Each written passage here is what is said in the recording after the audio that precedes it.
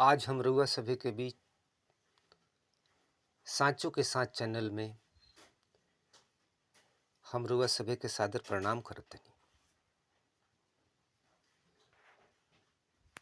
आज हमरा यह कहे के तथ्य बा, यह कहे के खास बिंदु बा, यह कहे के विषय बा कि हत्या या अहिंसा अनेकों प्रकार के होखेला। एके प्रकार के हिंसा या हत्या ना होखेला, अनेकों प्रकार के हिंसा होखेला। ए तथ्य में हमारा यह कहे के बा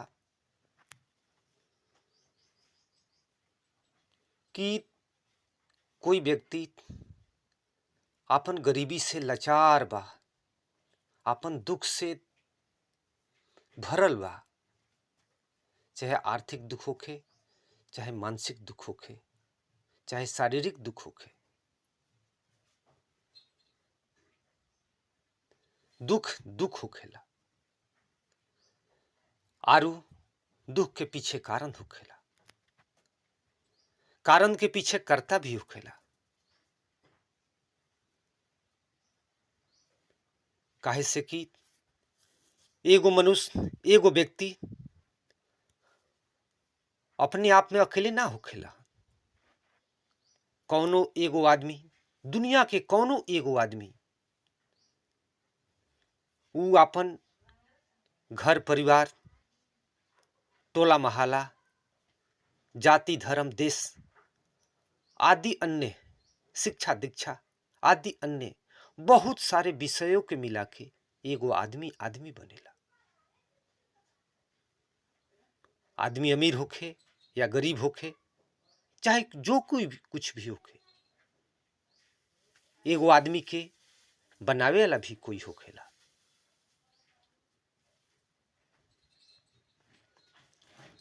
हमारा इहे आज कहे के बा कि कोनो आदमी अपन गरीबी से लाचार बा। जैसे कहीं भी चौक चौराहा या कहीं भी रोड किनारे कोई व्यक्ति भीख मांग रहल बा, तो केकर आत्मा गवाही देला कि हम भीख मांगा बन जाई? के चाहेला कि हम भीख मांगी? या हम तो इहो देखले बानी कि कितना आदमी हॉस्पिटल में भर्ती बारन, उनकर दवाई के पैसा नहीं खे, सरकार भी कहीं कहीं हाथ उठा देती है, दवा नहीं खे, व्यवस्था नहीं खे, ओकरा घर में कमाए वाला व्यक्ति नहीं खे।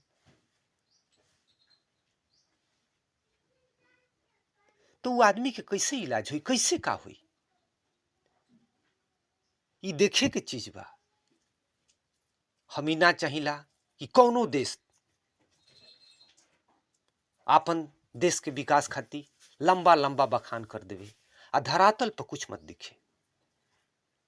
हम ये चाहिला कि जौन कुछ होखे, अच्छा या बुरा, चाहे जौन कुछ धरातल पर लौकता, जौन कुछ सामने लौकता, उहे सच मानिला। आ वास्तव में यह सच होखे, वास्तव में यह सत्य के परिभाषा बड़ुए। जौन सामने लौकता वो हमें का फिर छुपावे की जरूरत बा? देख लेवे समाज का बड़ुए, देख लेवे संसार का बड़ुए, देख लेवे व्यक्ति की स्थिति का बड़ुए।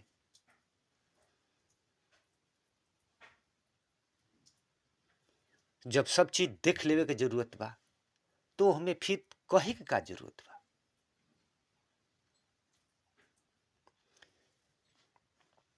हमारा दिमाग में बार बार इस शब्द गुंजेला, बार बार इस चीज गुंजेला। काहे से कि उ चीज के हम पढ़ले बानी। हमनी के 9वां 10वां के कक्षा में सूर्यकांत त्रिपाठी निराला जी के भिक्षुक कविता पढ़े के रहे। दो टूट कलेजे के करता आता, पथ पर आता पछताता, साथ में दो बच्चे हैं, चल रहा लुकुड़िया टेक, मान मुट्ठी भर दाने को भूख मिटाने को। निराला जी के भिक्षुक कविता पढ़े जोग बा, सब कहू के पढ़ावे जोग बा। यहाँ तक ले कि ई दुनिया में जवन कौनो देश गरीब बा, उ देश के संसद से लेकर वहाँ के विधानसभा, विधान परिषद, लोकसभा, संसद भवन या राज्यसभा होगी, सब सभा में सब जगह एक चीज के अंकित करे के जरूरत बा कि कोई भिखारी भीख मांगता, भीखो नहीं मिलत तो जूठा पतल खाता, ओकरा साथ दू दू गो बच्चा बा, ओकरो पेट नहीं भरत।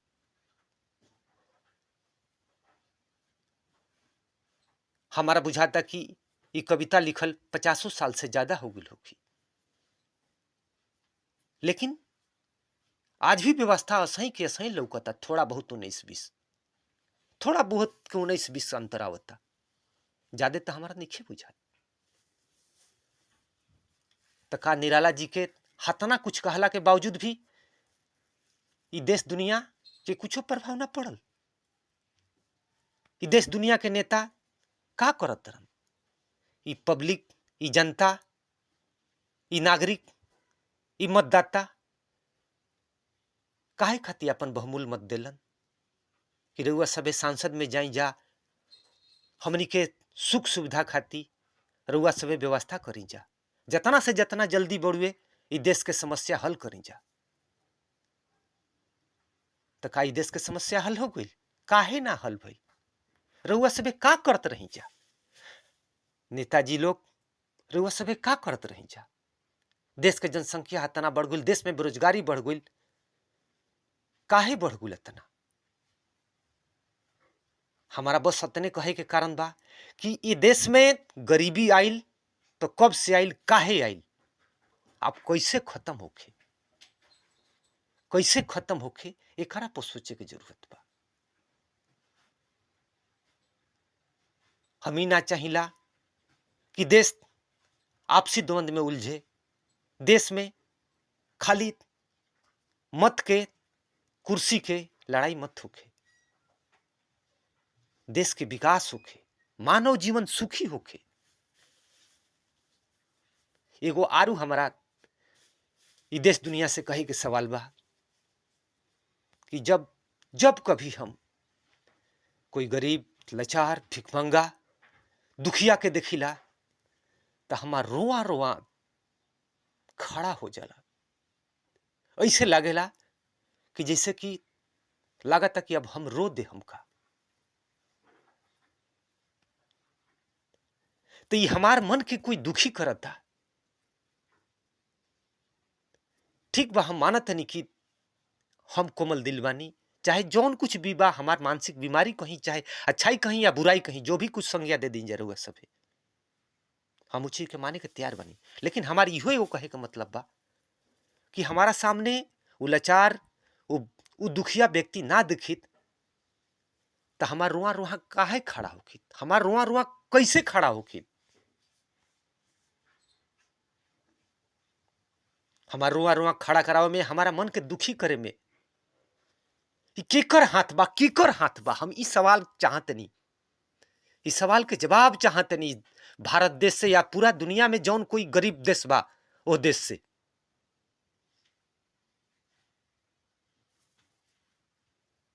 कैसे कि हम लाओत्सो के बहुत महान मानिला। लाओत्सो कहले बारन कि एको आदमी भूखा बढ़ुए, लाचार बढ़ुए, गरीब बढ़ुए, कहीं से बढ़ुए तो ओकरा में व्यवस्था की कमी बा।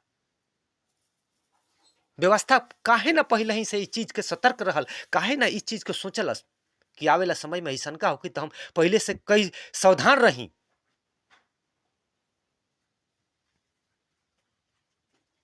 आदमी कहे खातिर कह देता कि हम तहार भाई हैं, हम मानो मानो भाई हैं।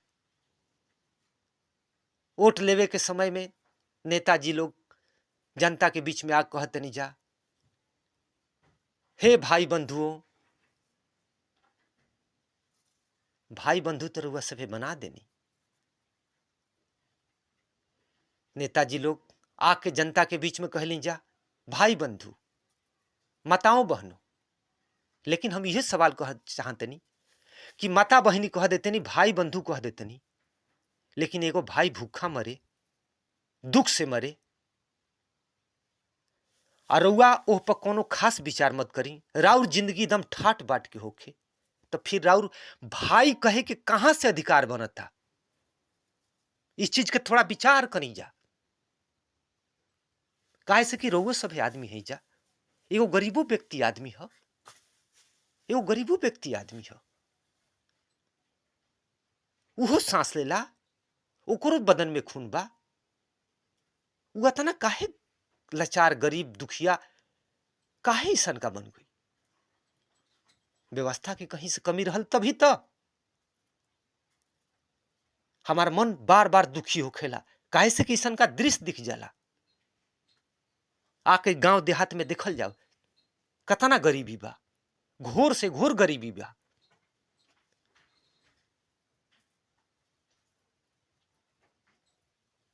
दिल्ली बंबई में तकले गरीबी बा।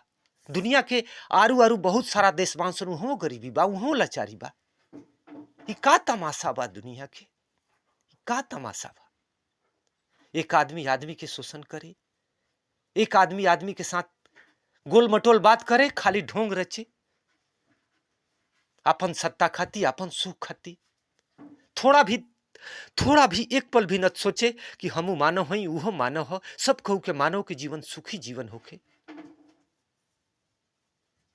ये थोड़ा सोचे के चीज बा, सोचे के चीज बा। सोची जा रहा सबे से, हम सभी से एकदम निहोरा करते नहीं। ये बात कहे में लागत कि हमारा आंख से आंसू आ जाए, हमारा आंख भर गई। रुआ सबे सोची जा, हमारा कोनो पाटा पाटी से, हमारे कोनो व्यक्ति से कोनो दुश्मनी दिखे। हम एगो बस धरती के एगो आदमी समझिला अपने आप के, कोनो पार्टी के ना है। हम तो यहाँ तकले समझिला कि दुनिया के कोनो देश के एगो अच्छा आदमी बड़ुए, एगो नेक व्यक्ति बड़ुए, एगो अच्छा नागरिक बड़ुए, ईमानदार नागरिक बड़ुए, तो कोनो देश के भ्रष्ट राष्ट्रपति से वो 1000 गुना बड़ा बड़ुए। कोई के राष्ट्रपति के पद बेईमानी के साथ होके वो कोनो काम के नहीं खे, एगो आदर्श नागरिक के आगे। ई दुनिया में जौन भौतिकवाद के होड़ चलता, ई पूंजीवाद के जौन होड़ चलता, आदमी आदमी के पीछे आला ई होड़ चलता। एक देश दूसरा देश के खा रहल बा, लड़ रहल बा, झगड़ रहल बा, मर रहल बा, कट रहल बा। और ओकरा साथ साथ शांति खातिर नोबेल पुरस्कार बट रहल बा।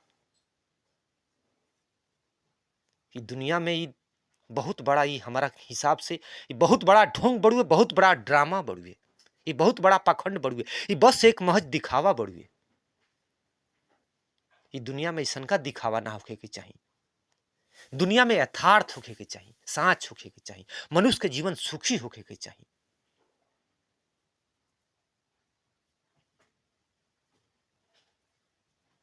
ना तो हम गलती कहत हो तो एकरा खातिर हम हजारों हजार बार माफी मांगते नहीं,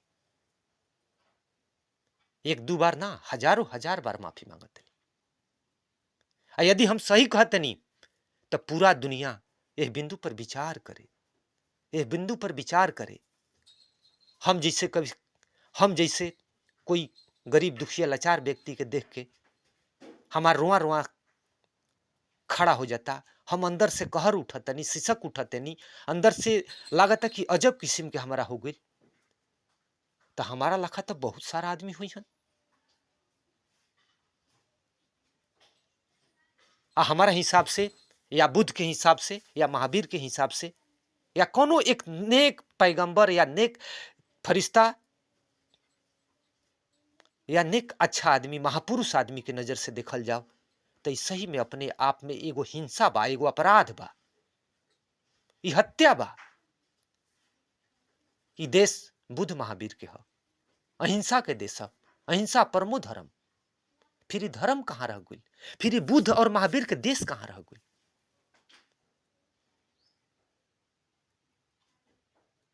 ई सोचे लगी बिंदु बा, ई सोची जा रहा, सभी सोची जा, विचार करी जाए बिंदु पर। जब तक ले देश के राजा देश के उच्च शिखर से बढ़िया चीज ना निकली, बढ़िया व्यवस्था ना होगी, तब तक ले नीचे से कुछ ना हुई। ना तो जनता तना जागरूक हुई तब जाके कुछ हुई। तो जनता हजारों हजार साल से, कतना दिन से ये देश बाहर आक्रमणकारी के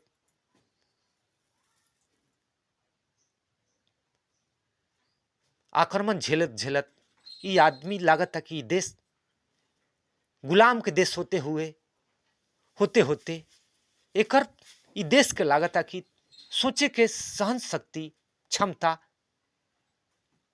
कौन चीज मांगे के, कौन चीज हक अपन समझे के लागत था कि क्षमते खत्म हो। और ना तो हमारा हिसाब से जनता के शंका चाहिए कि जनता के कोनो कमी होखल तो राजा से गुजारिश करे के चाहिए, राजा से कहे के चाहिए, राजा के विरोध करे के चाहिए। तो ऐसा का हम नहीं स्थिति देखती यहाँ तो स्थिति ऐसा का बढ़े कि हम हई पार्टी, तू हई पार्टी, हऊ पार्टी, हऊ जाति के, हऊ धर्म के। ई का हो? जनता के एगो सोच के चाहिए।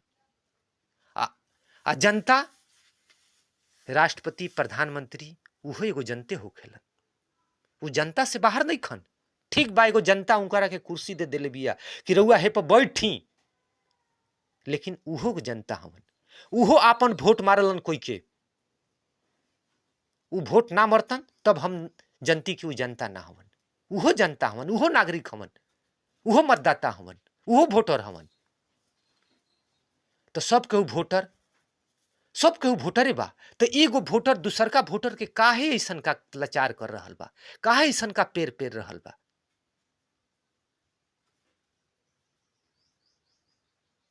आज भारत देश में कतना बिहड़ बेरोजगारी छैले बा। आज जुआ यहाँ अनगिनत संख्या में लाचार बारन। एगो सरकारी पोस्ट के नौकरी निकलता तो वहाँ हजारों हजार के संख्या में, लाखों के संख्या में आवेदन होखता। कई हतना एक दिन में बेरोजगारी बढ़ रहे, एक दिन में जनसंख्या बढ़ रहे। पहले से सोचे की जरूरत रहे, समझे की जरूरत रहे। ये पर कोई काम ना कैलस इंदिरा गांधी के थोड़ा छोड़ा के। का है? सब केहू के सोचे की जरूरत रहे, सब केहू के चाहे की जरूरत रहे कि हमारा देश के एको आदमी गरीब न थोके, एको आदमी बिना छत के न थोके, एको आदमी लाचार न थोके, एको आदमी अशिक्षित न थोके, एको आदमी बेरोजगार मत थोके। ये बिंदु पर संसद में काहे ना हर दिन बहस चलल, काहे ना हर दिन विधानसभा में बहस चलल, काहे ना राज्यसभा में से लेकर विधान परिषद में बहस चलल। आज सब नेता बढ़िया से मनसा रख के, इच्छा रख के, इच्छा शक्ति रख के, पवित्र विचार रख के कि ना हम जनता के शुभचिंतक हैं, जनता हमारे एकरे खातिर जिता के भेजले भी यहाँ तक ले कि हम जनता के विषय में सोची, जनता के दुख दर्द खत्म करी। लेकिन ना, आज एगो तो हवा बह रहल बा कि ना बस खाली कुर्सी चाहिए। लेकिन ये गलत बात बा, हमारा हिसाब से गलत बात बा। राजनीति के बहुत पवित्र हाथ से स्पर्श करे के चाहिए। मैदान में भले रुआ कुछ कर ली, लेकिन राजनीति के छोनी तो राजनीति के पवित्र हाथ से स्पर्श करे। मंदिर में जाके कोई दारू पियता तो बहुत गलत बात बा। असही राजनीति में जाके कोई गलत कर रहा बा तो वो गलत बात बा। खरी हमार विचार है कि कोई माने या नत माने, वो अलग की चीज बा। ये बिंदु पर हमारे के कोई कुछ उल्टा सीधा कहे तो हम वो व्यक्ति के गलत ना मानम, तनिको ना गलत मानम। काहे से कि व्यक्ति के अपन सोचे के स्वतंत्र विचार बा। लेकिन हम अतना गुजारिश जरूर करम कि बिंदु पर उहो आदमी सोचे कि का हम गलती कहते नहीं। दूध के गंगा बही तो के ना पीही, सब केहू पीही। तो सही बढ़िया सुंदर व्यवस्था रही तो सब केहू सुखी रही। ते गुने हम अतने चाहिला कि पूरा दुनिया खुशहाल होके, पूरा दुनिया आबाद होके, दुनिया में दुख दर्द न थोके, मानव के जीवन सफल होके, मानव महान जोन कहल बा, मानव महान बने। इना कि अपना काम बनता भाड़ में जाए जनता। ये अब का नारा एक आया है अपना काम बनता भाड़ में जाए जनता। ये गलत बात है। क्या नेता इतने खराब हैं? नेता शब्द इतना खराब है? लेकिन ये बात आई कहां से? ये आयल कहां से बात? ये सोचे लायक बिंदु बा। नेताजी के ऐसन का विचार बनल तब ही तो ऐसन का आवाज निकलल, अपना काम बनता भाड़ में जाए जनता। ऐसन का ना होके के चाहिए। जनतो हमारे भाई हो, जनतो हमारे हो। हमू एक दिन मरम, जनतो एक दिन मरी, सब कहू एक दिन मरी। तो ऐसन का कल जाओ कि सब कहू के खुशहाल जीवन होके, ऐसन का व्यवस्था कल जाओ, ऐसन का चीज सोचल जाओ। अब आगे का कहीं, ये बिंदु पर पूरा दुनिया विचार करे, ये देश के आदमी विचार करे, सब केहू विचार करे। गलती कहत हो ओकरा के क्षमा करम जा, सही कहत हो ओकरा पर विचार करम जा। जय विश्व। हमार साँच के साँच चैनल में रउआ सभे के सादर प्रणाम बा।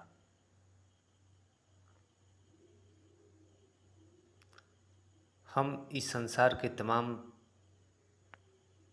नागरिक से अभिवादन के साथ हम एगो सवाल इहे करतनी कि हमनी के मनुष्य के जवन जीवन मिलल बा जिए खातिर, ये आनंद, उत्सव, खुशी के साथ जिए के चाहिए। जीवन में कर्म होखे के चाहिए, काहे से कि बिना कर्म के जीवन ना।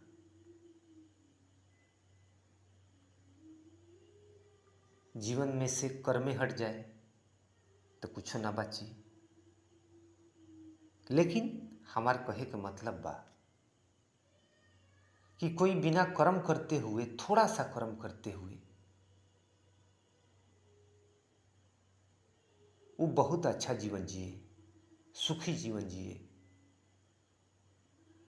जीवन भर ऐशो आराम के जीवन जिए। एक आदमी कठोर मेहनत करते हुए पूरा जीवन संघर्ष के साथ जिए, सुख के ओकरा दर्शन न होखे,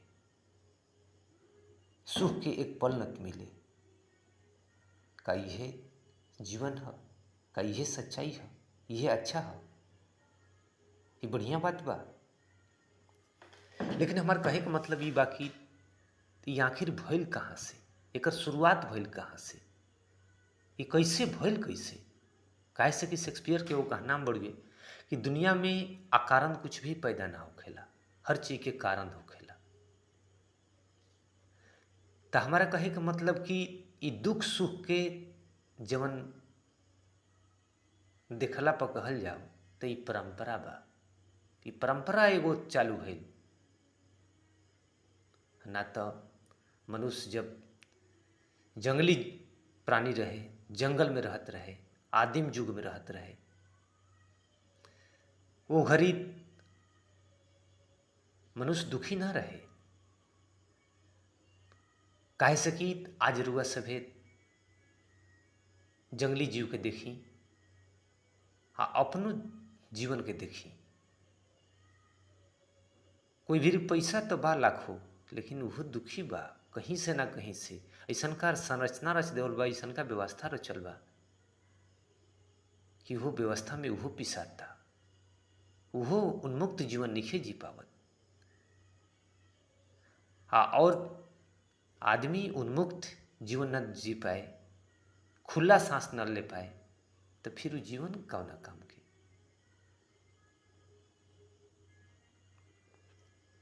काहे से कि सुकरात कहले ने, अरस्तु कहले बारन कि मनुष्य एक अत्यंत मूर्ख प्राणी है। एक मनुष्य जीवन जीव बढ़ुए अरस्तु के हिसाब में बहुत मूर्ख प्राणी बा। अरस्तु इहो कहलन कि मनुष्य ताला चाबी बना के अपन दुश्मन तैयार कर देलस।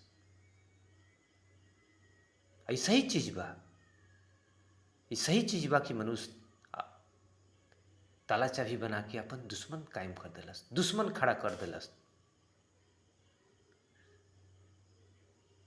अरस्तु ई जरूर सोचले हुई हन, ई जरूर मन में फील कैले हुई हन, जरूर अनुभव कैलू हन, जरूर महसूस कैले हुई हन कि अरे मूर्ख प्राणी मनुष्य, जब तोरा अपना साथ कुछ ले ही नहीं खे जाए के तो ई ताला चाबी लगा देलस। आई हमा एगो हमू आरू जोड़ देते नहीं कि गीता में लिखल बा कि क्या तुम्हारा अपना है, कि आज जौन तहार बा काल कोई के और रहे, परसों कोई और के हो जाए, खाली हाथ आइल बारा खाली हाथ जेब। तो ई संग्रह करत रखे करा खाती, ई सब मिला जुला के मूर्खते नु करता मनुष्य।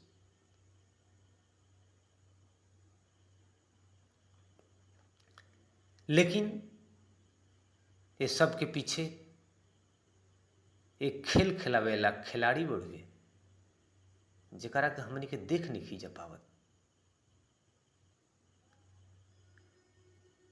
आधुनिक युग में ओकरा के प्रधानमंत्री या राष्ट्रपति कहल जा सकता। अतीत के युग में प्राचीन काल में राजा रहे, प्राचीन काल में राजा होखत रहन। राजा के शानो शौकत के जिंदगी रहत रहे, ठाट बाट के जिंदगी रहत रहे। एगो राजा हजारों को बिया कर सकत रहे, लेकिन एगो आदमी गरीब बा तो ओकर एको शादी ना हुई, एको बाल बच्चा ना हुई। जबकि चाइना के एगो दार्शनिक लाओ त्सो कहले बरन कि प्रकृति में सब केहू के बराबर हिस्सा बा, सब केहू के बराबर हिस्सा बा। ये प्रकृति में जितना साधन संसाधन बा वो में सब केहू के बराबर हिस्सा बा। प्रकृति मातना हिस्सा बड़ियो सब केहू के, प्रकृति सब केहू के जिए खाए ब प्रचुर मात्रा में साधन संसाधन उपलब्ध करा दे भी। लाओ त्सो कहले बरन कि कोनो देश में कोनो राज्य में कोई एको आदमी गरीब बा तो समझे जोग तथ्य बा कि वहाँ के राजा चोर बा, तब वहीं एगो आदमी गरीब बा। जैसे हमारा कहे का मतलब कि 5 गो रोटी बा आ 5 आदमी खाएला बारन। एक व्यक्ति कहता कि हमारा 4 गो रोटी चाहिए अकेले, काहे से कि हम बड़ आदमी हैं, हम राजा हैं, हम महान आदमी हैं। तारा लोग से, तारा लोग में सब कुछ हम श्रेष्ठ आदमी हैं, हमारा अकेले 4 गो रोटी चाहिए। आ तू लोग एगो रोटी में 4 आदमी खा ल जा। तब बताई जरा वे सभी, एगो रोटी में 4 टुकी हुई और एक टुकी में एक आदमी के पेट भर जाई। आ एगो अकेला आदमी अकेले 4 गो रोटी खा जाए। का ईमानदारी कहाई, ये इंसानियत कहाई, ये मानवता कहाई? यदि मानवता कहाई, इंसानियत कहाई, अच्छाई कहाई तो बहुत बढ़िया बात बा। आज दुनिया में इहे कायम बा, इहे चलता, सदियों से चलते आ रहल बा। एकरे हमनी के राजा के, प्रधानमंत्री के, राष्ट्रपति के गुणगान कर ली जा। दुनिया में अलग अलग देश बना देवल गई, अलग अलग राज्य बना देवल गई, हर राज्य के राजा बना देवल गई, हर राज्य के मुख्यमंत्री बना देवल गई, हर देश के प्रधानमंत्री बना देवल गई। लेकिन उससे जनता के कितना भलाई भई? हर आदमी के खुशहाल जिंदगी होके के चाहिए नु। ई ना कि राजा के खुशहाल जिंदगी होके अब प्रजा भाड़ में जाए। ये बढ़िया व्यवस्था कभी ना बढ़िया व्यवस्था हम कहम। ये पूरे संसार में सोचे लायक बात बा। हम ये पूरे संसार से कि जितना उच्च पद के व्यक्ति बारन, चोटी के शिखर के व्यक्ति बारन, वो सभी से हम गुजारिश करते नहीं, निहोरा करते नहीं कि यह बिंदु पर विचार कल जाओ कि मानव जीवन सुखी होके।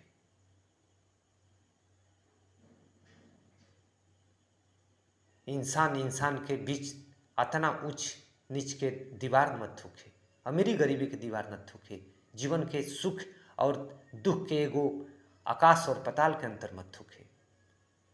आना तो हमारा यह बुझाला कि अत्यंत असमानता, अत्यंत असंतुलन, बहुत गहरा असंतुलन हो जाई, धरती और आकाश के अंतर हो जाई। कोनो चीज में असमानता जहाँ बढ़ जाई तो अराजकता बढ़ जाई, अराजकता बढ़ जाई तो ऐसन को एगो समय आ सकता कि धरती विध्वंस हो सकता, धरती नष्ट हो सकता। जब धरती नष्ट हो जाई, जब धरती के अंत हो जाई, धरती खत्म हो जाई, तब केकरा पर वो जुल्मी आदमी जुल्म करिहन, वो अत्याचारी आदमी, पाखंडी आदमी केकरा पर पखंड करिहन? फिर कौना दूसर लोक में जन्म लीहन? एह गुने सोचे लायक बिंदु बा।